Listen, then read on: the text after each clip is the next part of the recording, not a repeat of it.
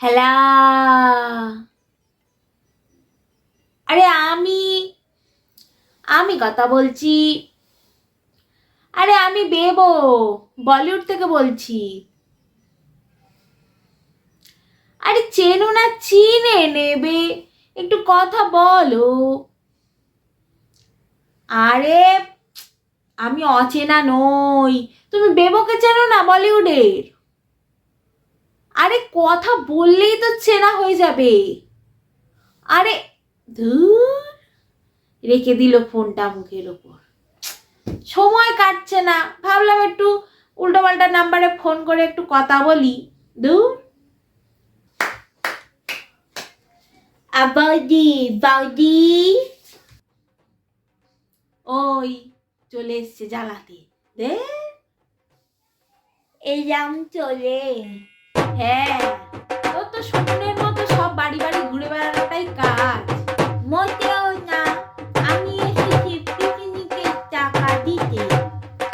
ও, দে দে, রাখ এখানে পয়সা। এই নাও টাকা, দে। এ কি, এ তো 10 টাকা খালি। তোকে পিকনিক করতে হবে না, বাড়ি চলে যা। আমি ছাড়া কে আছে যে তোমার সাথে পিকনিক করবে? ওই 10 টাকাই এখন রাখো, বাকি টাকা আবার পরে দিয়ে যাব। শালা দাঁতুচি, তুই ফ্রিতে খাওয়ার তাল করছিস? আরে না না, ফ্রিতে খাবো কেন? আমার বাড়িতে সবাই সরকারি চাকরি করে। আমার বর সরকারি চাকরি করে, আমার ছেলে সরকারি চাকরি করে। চুপ কর। তোর বর তো সরকারি বাস চালায়, আর তোর ছেলে তো হ্যান্ডিক্যাপ কোটায় চাকরি পেয়েছে, তাও আবার রাজ্য সরকার। তাই নিয়ে আবার অহংকার করিস। সে তো আমার ছেলেও করে সরকারি চাকরি, আমার বড়ও করে। আরে ওই একই হলো, সরকারি চাকরি। না, একই হলো না।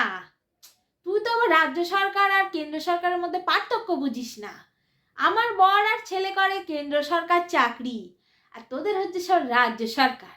ভালোই বুঝি, তোমার থেকে কি লেখাপড়া কম জানি নাকি আমি? ওটা লেখাপড়া না, লেখাপড়া। লেখাপড়াটা কখন করলি? সারাদিন তো খৈনি চিবিয়ে গেলি।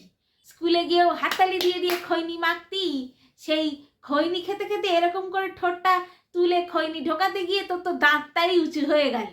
খৈনি খাবি না লেখাপড়া করবি? এই বৌদি, তুমি নিজের কাজ করো, কে কি করে দেখে বেড়াচ্ছে। আমি চললাম।